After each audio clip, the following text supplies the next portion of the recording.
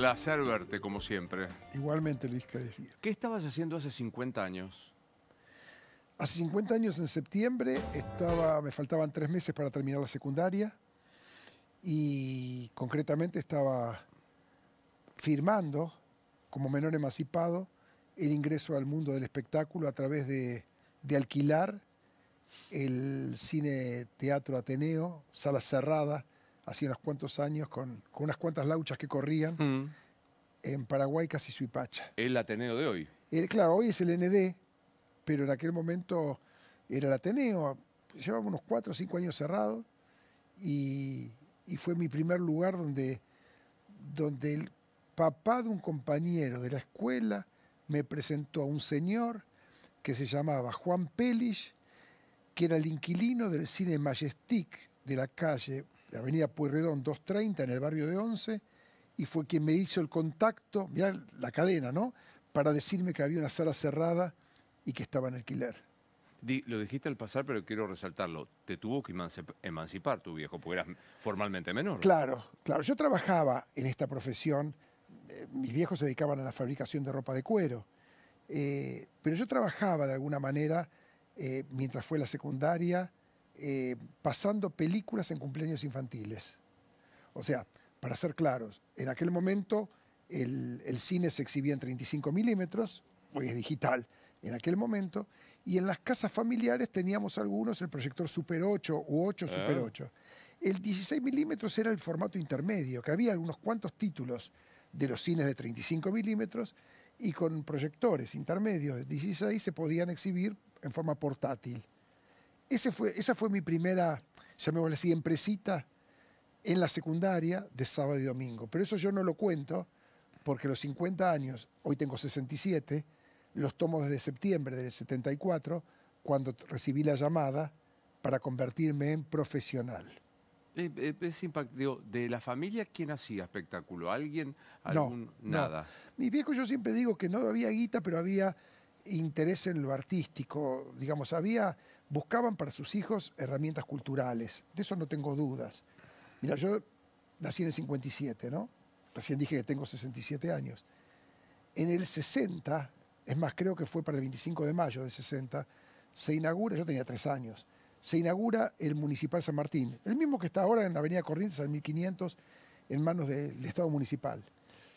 Y yo tengo el recuerdo de la primaria donde mis viejos, digamos, no les alcanzaba la guita para ir al teatro de la Avenida Corrientes.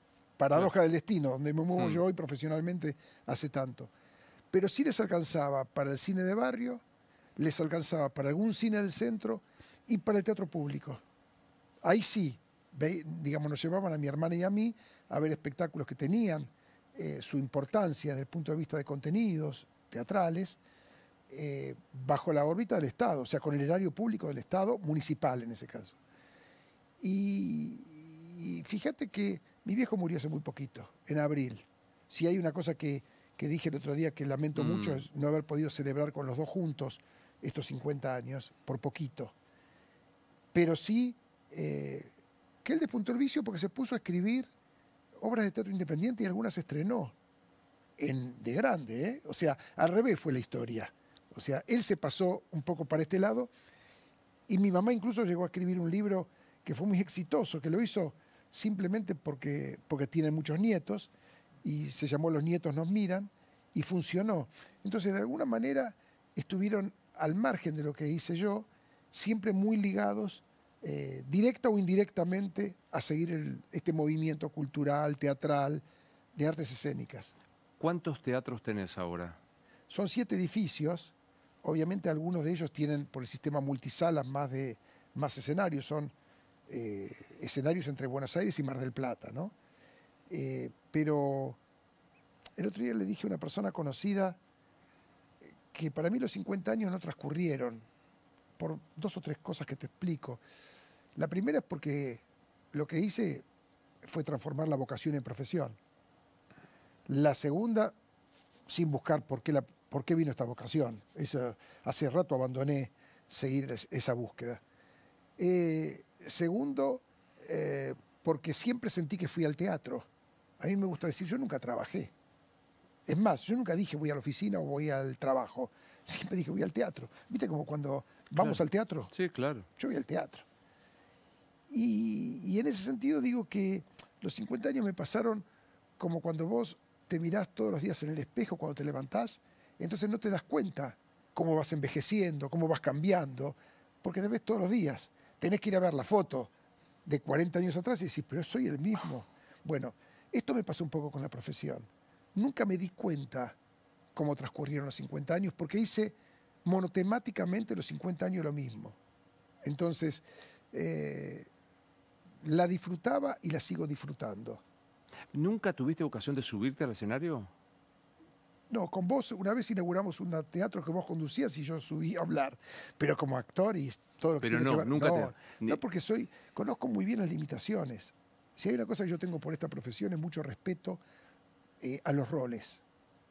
Yo creo que todos los roles juntos conformamos una profesión, pero o hay de equivocarse, esto es lo que siento en cualquier orden de la vida, también para esto, en creer que uno puede todo. Yo conozco mi limitación y soy muy admirador del talento, que no es lo mismo que ser cholulo. Cholulo es una cosa, admirador del talento es otra. No sos cholulo de nadie. No, no soy cholulo de nadie. Vos sabés que nunca, no me pasó. A lo mejor porque, justamente porque no provengo de este ambiente, entonces no llegué nunca a ser cholulo. Es más, recién decíamos que yo lo que hacía era exhibir cine. Yo entro a esa sala 50 años atrás pensando en dar películas para chicos, que es lo que hacía. Siempre cuento una anécdota que me parece que pinta de cuerpo entero. Los primeros dos actores de carne y hueso que conozco, 50 años atrás, fueron Beatriz Bonet y Juan Carlos Dual, que se acercan al Ateneo, donde yo exhibía películas por la tarde, y a las 8 de la noche poníamos llave y nos íbamos. Digo, nos íbamos con una señora, Luisita Santoro. Todas las salas de espectáculos tienen alguna persona dentro del inventario. Esta mujer era la del inventario del Ateneo. Y van Beatriz Bonetti y Juan Carlos Dual y piden por el empresario. Entonces Luisita Santoro me presenta a mí. Dual, que tenía su talante, dice, con el empresario. Entonces yo me acerqué y le dije, mire, si quiere le muestro que tengo el contrato o sea, yo soy el empresario. Pero, bueno, tuvo que creerme, porque además Luisita le decía que era verdad lo que le estaba diciendo. Y entonces me dicen que estaban en gira por Argentina haciendo una comedia que se llamaba Mi amiga la gorda y que pensaban venir a Buenos Aires. ¿Y qué me parecía si yo a las 8 de la noche, cuando terminaba de dar cine, levantaba la pantalla y como el Ateneo había sido teatro en alguna época también, además de cine, exhibirla? Y yo con la impunidad de los 17 años, sin tener idea qué era el mundo del teatro, y dando cine, los miré y les dije, yo les agradezco mucho, pero yo los actores los prefiero enlatados. Esta fue mi respuesta. 17 años. Aparte digo, Juan Carlos Dual y Beatriz Bonet, dos estrellas. Bueno, pero yo daba cine. Estrella. A mí no se me ocurrió nunca el mundo del teatro. Yo iba como espectador a veces al teatro. Fueron las dos primeras personas que yo conocí, entre comillas, famosas de esta actividad. Con Dual habremos hecho 4 o 5 espectáculos después. Cada vez que pudo alguien le dijo, este cretino nos dijo, y yo siempre le dije, pero tenía 17 años, era la impunidad de no saber. Nah, eso. Y un día me acuerdo que estábamos en José Ignacio, en casa de Mirta Legrand, con Daniel Tiner todavía viviendo, a pasar un fin de semana, y ¿quién llega a almorzar? Beatriz Bonet. Y lo primero que le dice cuando me ve a Mirta es, ¿sabe lo que nos dijo? Lo mismo que Dual. Bueno, ese fue el inicio 50 años atrás y la primera vez que conocí en vivo a una actriz y un actor. Asumo que sí, pero en una de las primeras notas que yo te hice me contaste que tenés un índice, según la taquilla, de cómo está el país, que si no es infalible, le pasa raspando. Eso no es un invento mío, no es un tema de opinión. Vos sabés que si uno mira el desarrollo del consumo teatral, coincide y más rápido que lo que después terminan dando los guarismos en crecimiento o bajada Sí. de consumo. Es bastante pintoresco. Vos sabés que es una de las primeras cosas que se deja cuando hay Sí, claro. falta de dinero. no es de primera necesidad. Obvio. Por más que nosotros podamos hablar de la importancia de la cultura, pero hay una cosa real. Comer es comer y ir a ver un espectáculo es otra cosa. Y también cuando empieza a sobrar un mango, cómo empieza a notarse rápidamente. Es como una, ¿viste cuando la gente que juega la raspadita? Yo digo siempre que es como una raspadita. Crece la venta de localidades y digo, ojo que está pasando algo. Baja y digo lo mismo. Y eso ha coincidido siempre. Es más, nos ha sorprendido, lo digo tantas veces en la presidencia o como socio de la Cámara de Empresarios de Teatro y Música, cómo termina coincidiendo. O sea que le damos mucha importancia a esa taquilla. Pero yo me acuerdo, digo, crisis de Corralito, decrecía. ¿Cómo está ahora? Ahora estamos de nuevo, obviamente, por detrás del año pasado. El año pasado, igualmente, hay que ser honesto, se dio una coyuntura muy distinta. Porque el año pasado también había crisis económica, pero teníamos el tema del dólar que hizo que mucho turismo, sobre todo de países limítrofes, estén viviendo casi en Buenos Aires. Y nosotros eso lo sentimos rápido, porque el turista de Uruguay primero, de Chile, también un poquito de Bolivia, un poco de Paraguay, de Perú y de México, no Brasil por el idioma. Toda esa gente, esa masa, casi te diría que cuando termina el día turístico consume teatro. Porque hay mucha variedad y porque en definitiva el obelisco de la Avenida Corrientes sigue siendo la Torre Eiffel de París o el monumento que quieras en otro lugar. Y en ese sentido, el año pasado me tuve que aprender las efemérides uruguayas, por ejemplo. Porque cuando había un feriado el lunes, yo nunca supe cuándo era el natalicio de Artigas, me enteré que existía la Batalla de las Piedras, cosa que los uruguayos tienen muy asimilado, pero yo tuve que aprendérmelo, porque una vez dije, ¿qué pasa el domingo a la noche? Que acá ya el lunes se trabaja y hay tanta gente en el centro para ir al teatro. Y alguien me dijo, mañana es feriado en Uruguay. Y a partir de ahí, científicamente se puede mostrar que Moldaski lo hizo mucho, hacía levantar la mano a la gente que estaba en la sala, preguntando cuántos son de acá. Entonces, el año pasado, nosotros crecimos mucho en teatro y no coincidiría ese crecimiento con una crisis que ya existía en Argentina económica. Pero sí teníamos esa diferencia, que además te cuento un secreto de la profesión. ¿Sabes cómo nos dimos cuenta? Porque crecía mucho la venta en efectivo. Nosotros sabemos qué porcentaje mayoritario paga con tarjeta de crédito, de débito. Cuando llega el turismo, los dólares se los venden a los arbolitos. Y entonces te crece la venta. Entonces, si todos los días vos tenés el 90% con tarjeta de crédito y de repente tenés el 60% con tarjeta de crédito, algo pasó. Algo pasó. O sea, son cosas que te lo da cualquier profesión. Estos son los secretos de la nuestra. Claro. Pero entonces el año pasado se notó mucho ese crecimiento y ahora tenemos menos turismo y obviamente una retracción del consumo argentino. ¿Y más o menos en porcentaje cómo es la caída? Julio fue uno de los peores meses. O sea, julio se notó mucho en los infantiles. Ahí podemos decir que los infantiles en julio nos está dando extremadamente bajo, un 50% abajo. En infantiles, no adultos. Extremadamente en infantiles.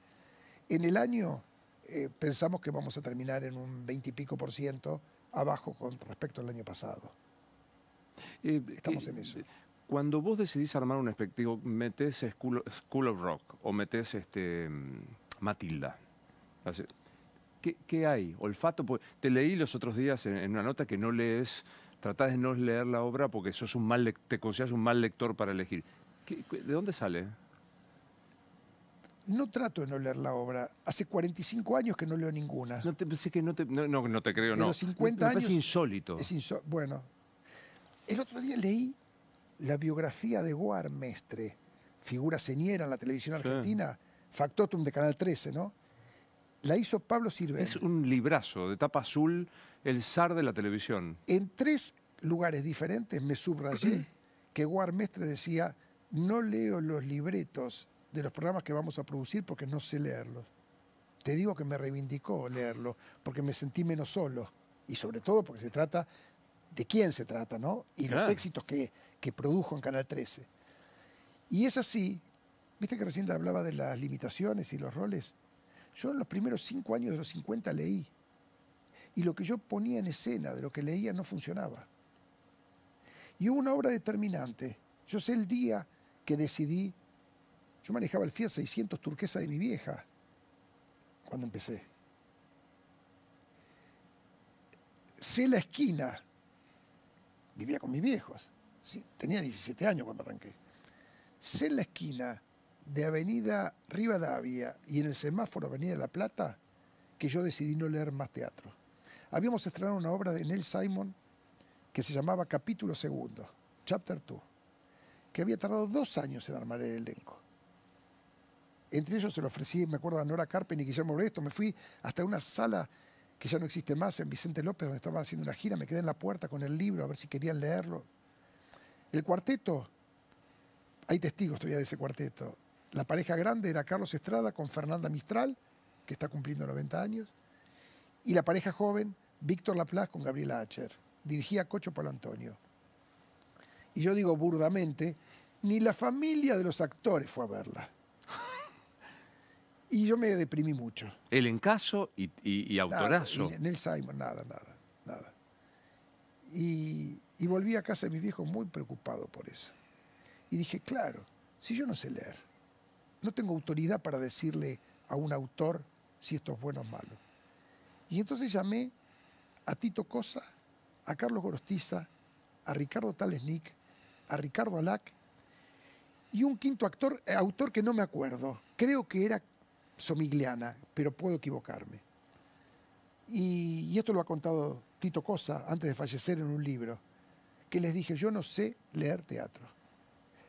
Yo tengo que ser vehículo entre ustedes, que son el talento, en este caso autoral, y el público. Tírenme qué escribieron y por qué ustedes me tienen que convencer a mí que esto es bueno. De ahí surge, por ejemplo, Gepetto. Y ahí produje con Ulises Dumont y Darío Gradinetti claro. Gepetto, que después se transforma en cine incluso, película. Y a partir de ahí no leí más. Y una infidencia de oficina. Cada tanto aparece alguien que no sabe la historia, la mayoría del ambiente ya lo sabe, que no leo, entonces no me trae ningún libro. Pero yo recién dije que cuando yo leía, todo lo que a mí me gustaba fracasaba. Entonces cuando viene alguien, o más nuevo, o que no conoce esto, y me dice, yo te pido que la mía la leas porque estoy convencido que es muy bueno. Yo se la agarro y le digo, dámela, yo la tuya la voy a leer. Te aviso que todo lo que yo leí fracasó, pero déjamela. Me dice, dámela, me la llevo. Es buena. Y no me dejan ninguna. Es buena. ¿Cómo estás? Digamos, vos sos un tipo muy generoso. Todos los que hablan de vos hablan de lo generoso que sos. Laburás con Luis Brandoni, que piensan distinto, pero laburás, te leía, lo rescatás a un tipo que para mí es un ejemplo, que es Carlos Carella, un ejemplo en persona, Sí, quiero decir, coincidimos. un tremendo actor y todo esto. ¿Cómo vivís el momento político actual? Si tuviese que poner una palabra, te digo con tristeza, pero no solamente por el actual, tristeza por lo que traemos, tristeza por lo que vivimos, tristeza por no saber cómo se sigue. Esa es la palabra. Por recién nombraste tipos que hoy pueden sonar antagónicos, Brandoni y Carella. Con Brandoni somos amigos hace 40 años. Hicimos desde Podata Tu gato ha muerto, obra que hicimos en el 78, hasta acá todo. Es más, vamos a hacer una en el 2025. Y el negro Carella era un tipo que hacía lo que decía, que es lo más importante. A esta altura, todo esto que estamos haciendo, todo esto de hablar por la tele y todo, para mí es cháchara. Lo único que queda es si vos en la vida práctica, real, en lo cotidiano, haces lo que decís. Esto es aire lo que estamos haciendo. Entonces acá todo vale. Y para mí no vale todo. Para mí, a mí mi vieja me enseñaron que el valor de la palabra es otro tipo de educación. Es aquello de que es mentira que todo da lo mismo. Mirá, un productor de televisión al cual le tengo mucho cariño y respeto, que fue Horacio Levin, digo fue porque sigue existiendo, pero no como productor de televisión, un día me dijo, mi papá me dijo que había que ser buena persona, que había que tener ética, también hasta en los negocios, bla, bla, o sea, en la vida, no solamente en la vida cotidiana. Por un lado, porque tiene que ser así, porque corresponde que sea así, porque corresponde no hacerle al otro lo que no queremos que nos hagan. Hizo un silencio y mi papá me dijo, pero además es buen negocio. Y vos sabés que yo lo comprobé en mi vida, que no solamente, esto no termina solamente en cómo hablan de vos. Tiene que ver con poder enfrentar incluso una cámara y decirlo muy suelto de cuerpo. O sea, tiene que ver con estar relajado, con mantener en público y en privado el mismo discurso. Cuando hablamos de gente como Carela, pasa eso. Y cuando hablamos de gente como Beto Brandoni, también pasa eso. A lo mejor uno, cuando mira la cáscara de afuera, dice, pero hubo un cambio. No, pará. Miremos el recorrido completo. A mí me gusta mirar la película y no la foto. Y la película se hace por fotogramas, no se hace por lo que pasa hoy, en este principio ya de septiembre, ¿no? Es eso, me parece. Entonces, ¿cómo me hiciste la pregunta y te contesté? Con tristeza. Triste, con tristeza. Tristeza porque estaba mal antes también. No estaba contento. Si me lo hubieses preguntado el año pasado, te hubiese dicho estoy triste. Entonces no es, para que no quede de vuelta la foto del día, ¿no? No sé. ¿Alguna vez acuñaste una frase en una charla que teníamos, la grieta va a seguir porque es un negocio? Después te la afanaron varios, yo veo que por ahí, sin citar copyright, pero sigue habiendo grieta. Te voy a agradecer, porque yo esa frase te la dije a vos en una entrevista como si fuese esta, en otro lado, y me salió espontánea. La grieta es un negocio. Es el negocio de la grieta. Yo te juro que cuando te lo dije, hace más de 10 años, ¿por qué la dije? Vamos a hacer memoria. En el año 2013, hace 11 años, Jorge Lanata sube al escenario a ganar un premio, instala el término la grieta. Lo dice Lanata en el 2013. Él habla de la grieta. Y lo que yo te digo a vos es la grieta es un negocio, que es otra cosa. Hoy ya es popular que la grieta es un negocio. Total. Y se nota. Además lo vemos no solamente desde la política, en los comunicadores, y lo vemos como el extremismo en la comunicación terminó haciendo de tener clientes y no audiencia. O sea, hoy no hay televidentes, oyentes, lectores. Hoy son clientes. Y te tengo que dar lo que vos querés que te dé. Si estoy en este medio, tengo que hablarte de esta manera para congraciarme con vos. Y si estoy en este... Y yo lo que creo es que la única manera de vivir es que sin importar el medio tengas el mismo discurso. Que es, en definitiva, volvemos a lo mismo, al tema de hacer lo que decís. Claro, yo no puedo cambiar si estoy en el canal A, decirlo para el cliente A. Y si, el tema es, a mí me entristecería ser cliente. Yo no quiero ser cliente, yo quiero ser audiencia. Yo quiero escuchar lo mismo con distintas voces. Si hay un título rimbombante, quiero ir a buscar incluso el video, como se dice hoy, sin sacar de contexto y ver dónde se dijo en ese momento. O sea, lamentablemente es un ejercicio que el negocio de la grieta termina haciendo con los usuarios, que es no poder creer en nada. Porque casi cada uno te va a recortar para venderle a sus clientes. Estamos en un problema. Pero es verdad eso que decís, ¿viste? A veces pasa y dice, X dijo tal cosa. A ver, ¿me lo dejás ver? Porque no, yo no compro más eso. No compro más. Directamente, en mi casa, mi mujer sabe que no compro. A mí vos me pones de cualquier canal, también, me pones un pedacito y yo no compro. Necesito, si me interesa el tema, ir a buscarlo. Hoy en día se encuentra todo. Hoy que está tan diseminada la información, se encuentra. Dame el reportaje de la persona, cómo lo dijo y en qué lugar lo dijo. Perdón. Yo, sin ser político, me ha pasado de algún recorte dentro de una nota y yo mismo digo, pues si yo dije lo contrario. Pero claro, de esta misma charla, si vos querés, vas a encontrar 14 recortes. Sí. Decir, momento de tristeza, te saco 5 opciones. Por supuesto, enseguida. Dijo que está triste con este gobierno, entonces por eso le sacás la otra parte y entonces es así. Ese es el negocio. Y digamos, yo siento que la grieta escaló al nivel de violencia verbal seguro. Y a mí me parece que cuando se terminan las palabras, lo próximo es la violencia de hecho. ¿Te preocupa este nivel de violencia? Pero ¿cómo no va a preocupar? ¿Cómo no va a preocupar si de los más altos estamentos, y esto, insisto, no quiero hablar de la coyuntura, estoy hablando del recorrido, también de la película, no de la foto, nos imparten a los ciudadanos de a pie violencia desde más arriba. Esto ya venía pasando. En todo caso, depende de los protagonistas, se puede ir agravando o no. El tema es, voy a hacer la analogía con el teatro, el tema no es nuevo. El tema es que, como los actores en el teatro, cada uno quiere mostrar que hace la función mejor que el otro. Y entonces cada vez se va como exacerbando más. Es más o menos como nosotros en nuestra jerga, muchas veces tenemos uno de los problemas cuando el actor está diciendo su texto y el otro actor está haciendo algún movimiento, algún gesto para que el público lo mire y entonces lo distrae y empiezan los problemas internos que son bastante problemáticos a veces. Y acá tengo la sensación también que hay como hay una necesidad a ultranza de los 5 minutos de redes sociales.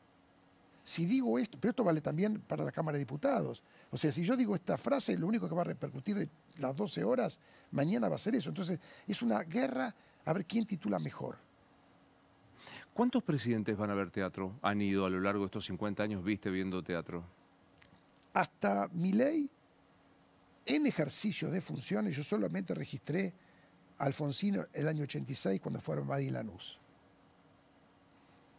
Esto lo dije hace un tiempo. Los presidentes pueden ir a un teatro público porque está dentro de su órbita, algún acto, pero sentarse a ver teatro, te diría hasta Milei, porque después, a partir de Fátima, lo computo como que Milei fue a ver una función teatral. Fue a ver a la novia. Pero fue al teatro, se lo computo. Pero si no, Alfonsín año 86, yo no registro teatro, sí jefe de gobierno, o sea, sí post ser presidentes o antes, pero en ejercicio de la función lo computaba, hasta Milei lo computé a Alfonsín. Me parece que cuenta algo eso también, ¿no? De qué le pasa a la gente que está en el poder con un fenómeno popular, pues digo, no es de élite el teatro, es un fenómeno popular. Sí, y que en Argentina tiene mucha penetración. En Argentina tiene mucha penetración. A mí me gusta decir que el teatro le hace bien a la gente. Lo que pasa es que lo digo poco porque soy empresario, entonces, de teatro. Suena marketinero. Pero es lo que creo para mí. Yo también soy espectador desde antes y sigo siéndolo. O sea, por fuera de la profesión, ¿no? Y en todo caso soy más espectador del teatro independiente, pero no porque me guste más o menos, porque en el circuito comercial trabajo todos los días. Entonces, cuando salgo a pasear, salgo más... Ahí te voy a tirar un piropo. Vos sabés que nosotros tenemos computados periodistas no específicos de espectáculos. Hay 3 que tienen el récord. Víctor Hugo. Víctor Hugo, vos y lamentablemente porque falleció Magdalena. Ah, pero bueno. Pero claro.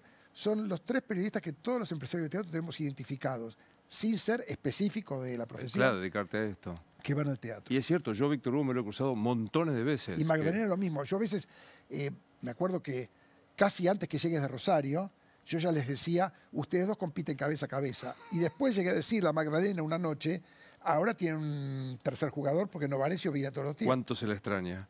¿Lo conoces a Milei? ¿Lo trataste alguna vez a Milei? No, tuvimos una reunión por un tema de cámara con Karina, con su hermana, en Casa de Gobierno, ahora ya asumida. Muy buena reunión y muy relajada. Me gustó la reunión, pero no con el presidente directamente.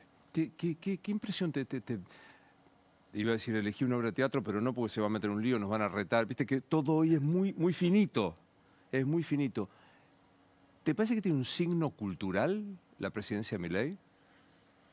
Eso seguro, porque cultura es todo. Vamos al revés. Cultural tiene todo, hasta en la vida cotidiana de cada individuo, la familiar, todo es cultura. Puede ser más popular, puede ser más encriptada, lo que vos quieras. A ver, voy a decirte lo que me pasa y por qué estoy, tal vez, sin haberlo sabido, más relajado. Yo me preocupé en los 50 años de ser independiente del Estado.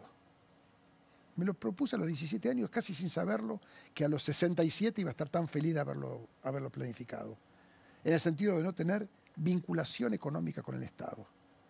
En eso siempre me repetí con algunas máximas que son: no puedo ser capitalista en el éxito para convertirme socialista en el fracaso. De eso estoy seguro. Gran frase. no estoy seguro. ¿No puedo ser de vuelta? No puedo ser capitalista en el éxito para convertirme socialista en el fracaso. Me parece tan simple. Me gusta decir que el riesgo es la justificación moral del empresario, frase que le doy copyright, no como la del negocio de la grieta que no lo dan, salvo vos, pero en el caso estaba haciendo una escala en Bari, ciudad de Italia, en la otra costa, Roma, y haciendo zapping, y con el mar italiano, obviamente, pero escuché a un empresario que dijo eso en la tele. El riesgo es la justificación moral de un empresario. Y dije, a mí me justificó el viaje a Bari, ¿no? O sea, traerme la frase esa. Entonces, ¿qué pasa? Por un lado, te hablé antes del Teatro Municipal San Martín y por qué creo en la obligación de la cultura, por qué la cultura importa y por qué hace falta que haya presupuesto de cultura. Y por otro lado, me doy vuelta y te digo, yo soy 100% capitalista en el sentido de ser privado. No quiero mojar en nada con el erario público. Quiero que se destine a donde debe destinarse. Y yo me tengo que romper para llegar al espectador con lo que le ofrezco hace 50 años en el menudeo, la venta al menudeo, no al Estado. Esto es lo que creí siempre y lo que hice siempre. Entonces, eso me permite mirar las dos caras de la moneda viendo injusticias. Cuando se critica cosas que muchos incluso hicieron en su vida anterior y que pueden criticar porque otro lo hace ahora. Y por otro lado, también entender por qué la necesidad de apoyar a la cultura. Yo en verano escribí, cuando se decía de cerrar todo, que era un poco el extremo, y se lo dije a un colega, hoy secretario de Cultura de la Nación, que es Leo Cifeli, le decía, la cultura importa. ¿Cómo no va a importar si en Mar del Plata nos pusimos todos de pie para aplaudir la carrera cinematográfica de Graciela Borges? Y yo tengo que decir que si no hubiesen existido los créditos del Instituto de Cine, a lo mejor la carrera cinematográfica de Graciela Borges no se aplaudía. Tengo que decirte que Astor Piazzolla tuvo un crédito del Fondo Nacional de las Artes para su primer instrumento. Nos llenamos la boca diciendo que Buenos Aires es la ciudad del mundo que tiene más teatros independientes, pero eso también porque en el año 98 salió el Instituto Nacional de Teatro para bancarlo. O sea, digamos todo, ¿no? O sea, no. Y a mí me parece que eso debe existir, que eso también hace el acervo cultural, que es muy diferente a estar prendido de la teta al Estado por parte del privado. Son dos cosas diferentes. Como la vida para mí tiene matices, no es blanco-negro. Y en los matices podemos encontrar incluso la cercanía. Podemos juntar, como dijiste vos antes, al negro Carela con Brandoni, porque en el fondo los dos pensaban lo mismo. En todo caso, lo que puede ser es que después los caminos los hacen ver para llegar a lo mismo de manera. Alguno debe estar equivocado o no, o los dos tendrán razón. Pero lo que hay que valorar son los matices. En ese valorar matices, vos laburás con actores que hicieron presente la grieta, o sea, colectivo de actores, de actrices. ¿Y cómo te las arreglás? En un teatro con Beto Brandoni hacíamos hace 2 años, después de la pandemia, el acompañamiento de Carlos Gorostiza, y en el mismo edificio, con Pablo Echarri, hacíamos arte. Porque para el papel de la obra de Gorostiza hacía falta Brandoni. Y para el papel de la obra de Yasmina Reza hacía falta Pablo Echarri. No se me ocurriría nunca preguntarle qué pensás a un artista a la hora de hacer una obra de teatro. ¿Pero no tuviste un bolonqui de elencos por cuestiones de...? Nunca. Nunca porque, de nuevo, tampoco he, y no lo recomiendo, sobreactuado las posiciones políticas de cada uno. Yo no estoy de acuerdo en sobreactuarlas. Yo creo que uno es muy bueno si nos sentamos a debatir, pero a partir de ser esponja, de creer que a lo mejor cosas que vos me decís... o sea, para mí la grieta es entre honestos y deshonestos. Vamos a partir más fácil. Yo con honestos, pero nunca me podría tener problemas. Porque piensa de una manera. No, aparte yo siempre digo, el debate está, ¿viste? El debate está bueno siempre y cuando vos te sentés con la apertura de decir, che, por ahí Carlos tiene razón en algo que yo no estoy viendo. Digo, somos esponja. Pero, si no, no tiene gracia. Pero si de repente yo me quedo con 3 conceptos tuyos, digo, pero era así. Ah, mirá. Y vos te podés quedar con 2 míos. Bingo. Pero ¿no te pasa que cuando vos discutís con alguien que no piensa decir, uy, esa no la vi? Pero O sea, muchas veces, pero muchas veces, pero muchas veces. Pero es riquísimo eso. Es riquísimo. Lo que pasa, insisto, está muy jorobado para llegar, existe por supuesto esa porción enorme de gente que no compra el negocio de la grieta, pero estamos muy invadidos por quienes sí la compran y estamos muy invadidos por quienes la comercializan. O sea, si la comercializás, sonamos. O sea, como dije antes, si buscar el título es el leitmotiv de claro. tu alocución, sonaste. Y yo agregaría un agravante. Es cómodo comprar muchas veces, porque me tranquiliza. Acá están los buenos, acá están los malos, no tengo nada más que debatir. O sea, es como un círculo cerrado. Es negocio, la comercializás, es cómodo comprarla. Totalmente, totalmente. Pero además, fíjate vos, carreras de lo que quieras ponerle, que han crecido en base a ese negocio. Contratos, cubrir el ego, porque no es solamente económico el tema, es tener presencia a partir de algo. Yo te agradezco, por ejemplo, venir acá invitado por mis 50 años en el teatro. Ahora, es muy difícil que te diga algo nuevo de mi historia, porque la historia mía es una sola. ¿Qué te voy a cambiar? Cuando empecé, cómo empecé, qué alquilé. O sea, si me escuchaste 4 veces decir que me llevó mi mamá a ver La novicia rebelde cuando tenía 8 años y me emocioné con la película, y lo cuento por si algo, porque Mirta Legrand dice el público se renueva, y le dije a mi mamá llorando en el Cine Ambassador, en la calle Lavalle 777 a los 8 años, mamá, yo quiero hacer esto. Cuando Julie Andrews empezó a cantar en la Pradera de Salzburgo, volvimos a casa, Mataderos, y mi mamá, que dormían mis viejos al lado, nosotros dormíamos al lado de ellos, en realidad mi hermana y yo, puerta por medio, le dice a mi papá, Carlitos dijo que de grande quiere ser esto, cuando empezó la película. Y mi papá le dice, ¿pero qué es esto? ¿Quiere ser cantante? ¿Quiere ser director de cine? ¿O quiere ser novicia? ¿Por qué es quiero ser esto cuando aparece Julie Andrews? Entonces yo te cuento esto, que lo conté hasta el cansancio, vos podés decir, no es título ya, fue título cuando empezó. Bueno, igual a 50 años podemos descartar. Novicia no quería ser, porque No, aparte quería hacer esto. Y querías hacer esto, definitivamente. ¿A qué se parece cuando arranca una... Saco el estreno, que hay mucho invitado, que yo qué. Segundo día anda, tercer día anda, cuarto día la gente aplaude bien. ¿A qué se parece eso? Se parece que la ensalada quedó bien condimentada. Ahora, ¿sabés la cantidad de veces que le pones los mismos ingredientes, la condimentás igual y no anda? Siempre digo, ya que acá hay una alfombra, que los fracasos los escondemos bajo la alfombra. Duran poco, tienen pocos testigos porque son fracasos. No interesa siquiera periodísticamente porque no le interesa a nadie. ¿Para qué vas a anunciar algo que no funciona? En cambio, los éxitos son las marcas que te quedan porque tienen muchos testigos, porque no tienen techo, porque se difunden mucho. La carrera de todo lo que tiene que ver con la elección del público en todos los medios, incluyendo artes escénicas, cine, está plagado de muchos fracasos con algunos éxitos. Y es muy cooperativista la actividad nuestra. Los éxitos bancan los fracasos. La verdad que están bancados por los éxitos. Un éxito fuerte te permite producir varios fracasos.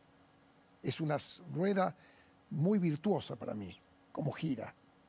Y además, cuando alguno me dice cómo se sigue, fracasé, digo, mira, esta carrera, yo tengo mi hijo grande que sé que trabaja mientras yo charlo con vos, y los 2 chiquitos, de 8 y 5.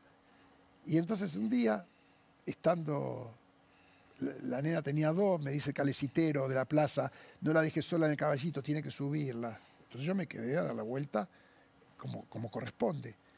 Y vi cómo giraba la calecita y la sortija. Bajé de la calecita, llamé a la oficina y dije, acabo de descubrirlo. Nuestra profesión es una calecita y lo que cambia es la mano de quien se queda la sortija. Mirá vos, lo saco de la calecita, lo saco de la sortija.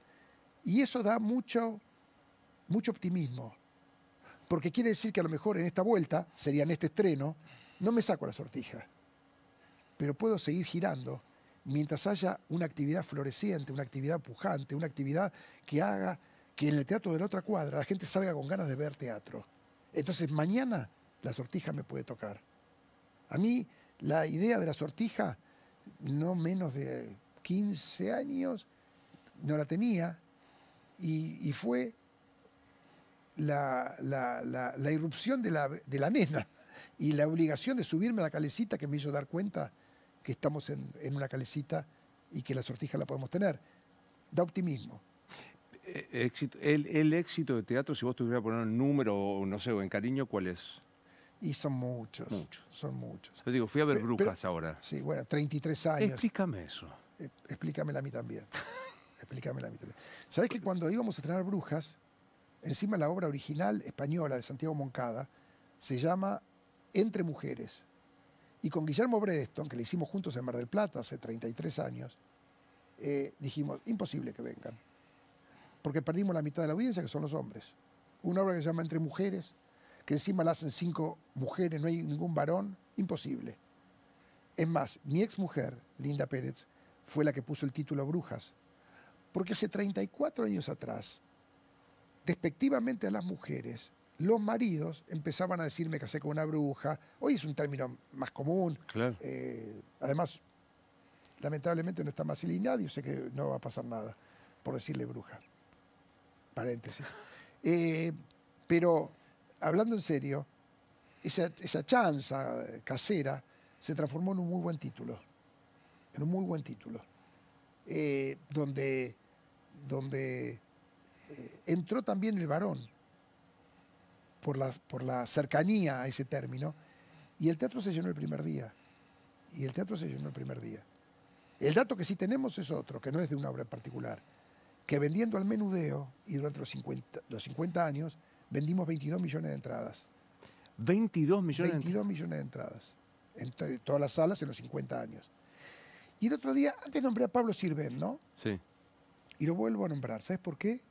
Porque se fijó, ya que justamente comenté que en el año 65 yo vi a ver La novicia rebelde y me dijo, quiero dedicarme a esto.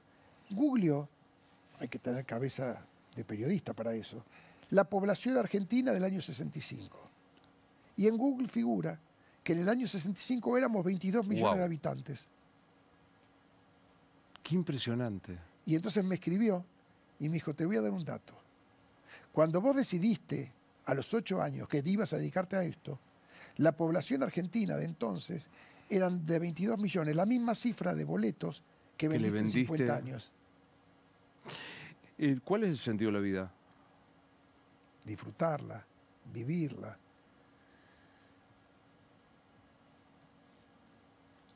Caminarla lo más relajada posible, mirando a los ojos y si podés, con 13,8 de presión. ¿Para qué sirve la guita? Para vivir más cómodo, para generar, en nuestro caso muy concreto, los teatros los compró el público. Vos podés, con todo ese producido, dedicarlo. Pensá que arrancamos esta charla contando 50 años atrás, alquilar el Teatro Ateneo. Pero me acuerdo, vos estabas en Rosario en el 76 y estrenar Ecus, sí, un éxito de entonces, en el círculo, que me permitía, bueno, nosotros acá en el Ateneo, como cabeza de lanzamiento, y me permitió empezar a ampliarme rápidamente. O sea, esos espectáculos, los de Olmedo, los de Calabró, Ecus, Madin Lanús, Salsa Criolla, Toc Toc, Brujas, que nombramos recién. O sea, esos títulos que están en la memoria emotiva de la audiencia son los que, en definitiva, hicieron crear la empresa y engordarla. En ese sentido, mi viejo, que te dije antes que se dedicaba al cuero, laburaban juntos desde la nada misma y armaron una flor de empresa en eso.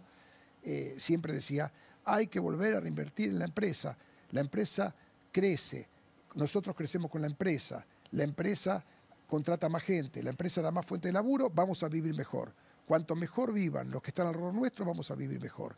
No sirve vivir en una sociedad donde los de al lado estén mal, porque al final terminamos mal nosotros. Tenemos que tratar, cuanto mejor viva la gente alrededor, mejor vamos a vivir nosotros. Casi una mirada, si querés, egoísta. Para vivir mejor nosotros necesitamos que todos vivan mejor. Cuanto mejor vive la gente, mejor. Vas a tener menos miedo a salir a la calle, vas a tener menos miedo a tener dificultades a partir de un bienestar de la gente. Y te voy a decir, porque lo uní, mirá, no sé por qué se me cruzó cuando dije mi viejo y esto. Yo estoy esperando hacer algo con los 50 años y dejarlo en Argentina. Estoy esperando, para lo cual me reuní tanto con la ministra de Cultura de Ciudad, Gabriela Ricardes, como el otro día en un encuentro fortuito por un tema de la sociedad de empresarios con directamente el jefe de gobierno, con Jorge Macri. Estoy queriendo hacer en un lugar en San Telmo, que ya está listo en los papeles y listo en 150 personas para entrar a trabajar, una fábrica de arte contemporáneo donde estén todas las disciplinas en un solo lugar, incluso para que la gente duerma adentro. La gente, me refiero, ¿viste cuando la gente va a un hotel casino? Bueno, arte con dormitorio. Me faltan los papeles de la DG Rock. Me falta, quiero decir, que el trámite avance. Y estoy a la espera de eso. Pero con eso, Luis, voy a redondear los 50 años. Con algo superador a lo que pudo ser un teatro, 2 o 3. Tanto en Mar del Plata como en Buenos Aires, que son los que construimos. Porque estamos preparados para eso, para dejar algo que yo quiero algo, sé hasta dónde queda, en San Juan y Perú, en el corazón de San Telmo. Yo quiero algo que me permita, desde los 70, para lo que me toque, saber que ahí está lo que terminó siendo el recorrido de los 50 años en la profesión y la devolución a lo que tiene que ver con la cultura. Sin intervención del Estado desde el punto de vista económico. Como dije antes, privado al 100%. Voy a estar muy feliz si eso sale. Lo nombraste muchas veces y no llegó a ver esto de los 50. Entra por ahí tu viejo. ¿Qué le decís? Que lamento que no puede celebrar los 50, pero también te voy a decir, y seguramente mi mamá esté viendo esto y puede dar fe, que nuestra familia es producto de ellos. Y él murió en abril y no tiene dudas que nosotros no los vamos a defraudar. Y no es un eslogan político. ¿Cómo se llama tu mamá? Juana. Entra Juana, ¿qué le decís? Pará, mamá, porque donde va hasta la panadería le dice, yo soy la mamá de Carlitos Rottenberg. Le digo, pará, por favor. La quiero. No, en ese sentido han armado una familia que incluso nos excede. Vos sabés que yo soy Rottenberg con M, como está puesto aquí en la pantalla, pero mi papá y obviamente mi mamá cuando se casaron a los 17 años era con N. Pero la empleada del registro civil, hace 67 años, le dijo a mi papá, no señor, era polaco, o sea, argentino naturalizado, venía de Polonia. No, acá es, antes de la B larga va la M. Va M. Y dijo, bueno, Pues póngale con venga. M. O sea que yo soy, el otro día, justamente ahora que se inicia el trámite de sucesión, lo primero que saltó es, pero usted es el hijo, pero usted con M y su papá es con N. ¿Y qué le voy a explicar? Vaya a encontrarme la empleada Claro. que le dijo y a él que le dijo que sí. Entonces quedamos una familia donde mi hermana, la que me sigue, también es con M. Y 12 años después, somos 3, tuvieron a Daniela, la tercera, pero ya tuvieron 12 años para darse cuenta que podían. Entonces somos 3 hermanos, de los cuales 2 somos con M y una Es muy con N. buena. Así quedó la familia, pero fundamentalmente quedó en lo que dije antes con respecto a los valores y quedó en el saber que sabés que vivimos, que es una, transitarla de una manera que tengamos el placer, incluso perdiendo negocios, de saber que podemos disfrutarla muy relajados. Ahora entra Carlos Rottenberg con 17, con 50 de experiencia. ¿Qué le decís al pibe ese? Qué bien hiciste, porque en ese momento otro compañero de escuela me consiguió una reunión con el empresario del cine Los Suárez. El cine Los Suárez quedaba aquí en Corrientes al 1700, me preparé, fui en el subte A, ya vivíamos en Caballito, ya estaban mejor mis viejos económicamente, ya nos habíamos ido de Mataderos a Caballito, por eso el subte A. Lo fui a ver, caminé Callao desde la estación Congreso hasta Corrientes para ir al cine, esas 4 cuadras, y me dijo, no, pibe, seguí estudiando, esto del cine es una mafia. Y yo volví las 4 cuadras, y cuando crucé Perón, se llamaba Cangallo, tenía 16 años. Yo dije, si alguna vez yo pudiese entrar a este métier, a esta actividad, y algún pibe de 16 años se me acercase a preguntarme esto mismo, nunca le diría lo que me contestó. Le diría, dale. Ponele vocación, ponele trabajo y ponele ética. También trabajo. Yo recién dije que no lo sentí como un trabajo, pero sí hay que ponerle horas dedicando. No alcanza con decir, tengo una vocación y soy muy ético. No. Ponele horas de laburo también. Eso no tengo dudas. Pero me acuerdo que eso sí lo dije, cruzando la calle que cruzaba. Me gusta esto de la memoria fotográfica, dónde me pasó tal cosa. Dije antes Avenida Rivadavia y Avenida La Plata. Esto dije Callao y cruzando Cangallo. Y le diría que hice bien. Y vuelven a aparecer los viejos, porque yo podría hablarte que creo en la meritocracia. Pero ojo, ¿de dónde venimos? O sea, yo no me quito ningún mérito, ¿eh?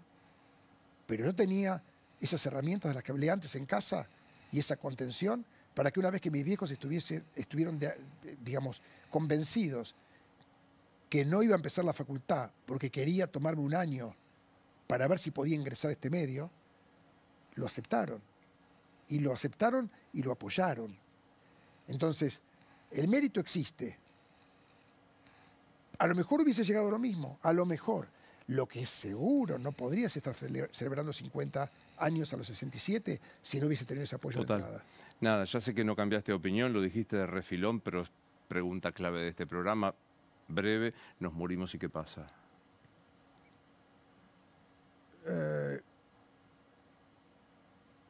Creo en la memoria, creo, como dije antes, en lo que dejamos y no siento que pasemos inadvertidos a futuro.